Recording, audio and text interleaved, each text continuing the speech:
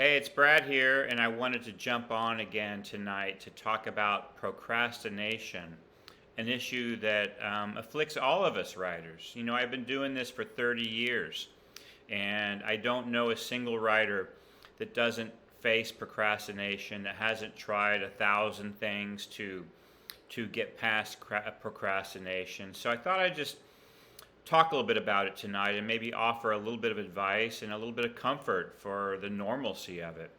But first, again, a reminder of who I am. I'm Brad Wetzler, and I'm the author of Into the Soul of the World, which came out in March of this year from Hachette Go. And it's a memoir. It's the story of my long journey back from addiction, PTSD related depression, and also the story of my rise and fall and rise again as a travel writer, working for major magazines. And it's a great story, I think, and it's gotten great reviews. So I invite you to look it up and buy it, I hope.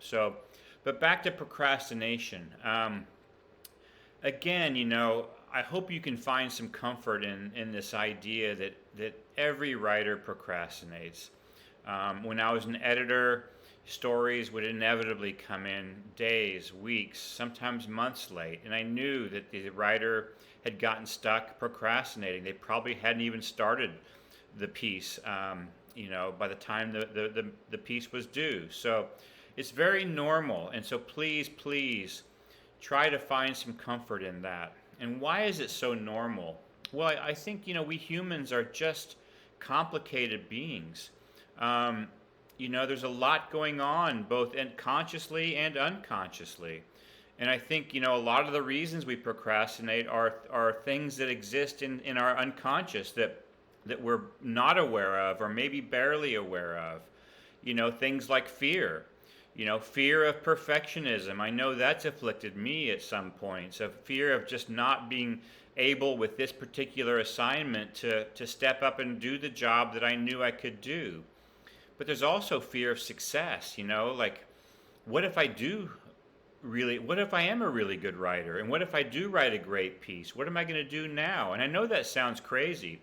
I know that sounds, very counterintuitive, like if only I were fearful of success. But you know what? It happens, and it's a real thing, and I think it's something even I've struggled with. So that fear is something that can really exist, that maybe we're not even aware of it. We may not be aware of just how afraid we are of making a mistake, of not living up to our own ideals of who we are as a writer, or maybe fear that we're better than we ever imagined.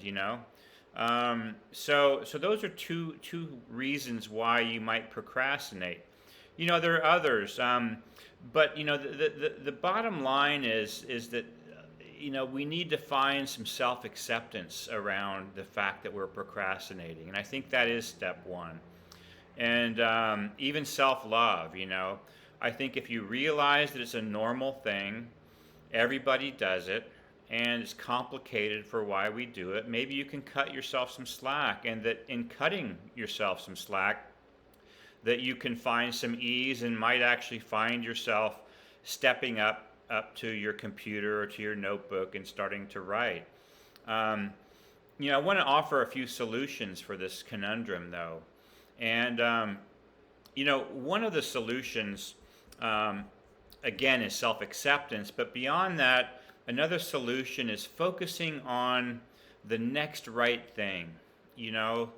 Maybe it's just turning your computer on and just opening your Word document. And maybe that's enough, and you go fix yourself a cup of coffee. But now when you come back, the document's open. Or maybe it's just writing, a lead, or writing, just the first line or two, and then stepping away. But the idea is that doing the next right thing. What's the next right thing you need to do to start the process of getting words down on the page? I think another technique, or another thing to keep in mind is aiming, 80% max. Aim for a shitty draft, as the great Anne Lamott says. Aim for imperfection. Aim for less than imperfection. that what you're really trying to do is just get some words down on the page, and you will be able to massage them later, do some self-editing later. That's a whole other ball game. But the creative process and the blank screen can paralyze us, and just getting some words down can really bring, again, some ease and some comfort, and make you feel like you can do this. I have developed a few other ways to deal with this, and one of them is keeping a list of all the stories that you plan to tell in your book, in your memoir, for example. Keep a master list of stories you know are going to go into the book, and maybe even a second tier list of stories that may go into the book that feel like they could be important. And you keep this list by your desk, and when you get up in the morning or when you sit down to write, and you ask yourself, what's the next best thing, the next right thing to do, you simply choose one of those stories, and you start writing it as a story, with a beginning, a middle, and an end. Our brains are wired for story, and I think when I feel paralyzed or I don't know exactly where I'm going to go next, I know the reader wants a story. I know that most of this writing that goes into my memoir are going to be stories. Of course, there's transitions, there's reflection, sometimes there's just riffing. All these things are part of writing a memoir, but man, the bottom line is writing good stories and having a strong voice. And so just stepping up to your list, picking a story, the one that excites you the most, the one that lights you up the most, and writing a story, and aiming for 80% or less, and cutting yourself some slack. So I'll pause there. I covered a lot of ground. It's normal. Give yourself slack, and forgive yourself for the procrastination, and then pick a story and write it.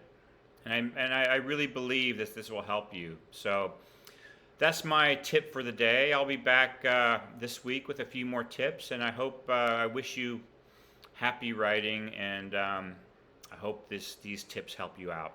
All right, I'll talk to you soon.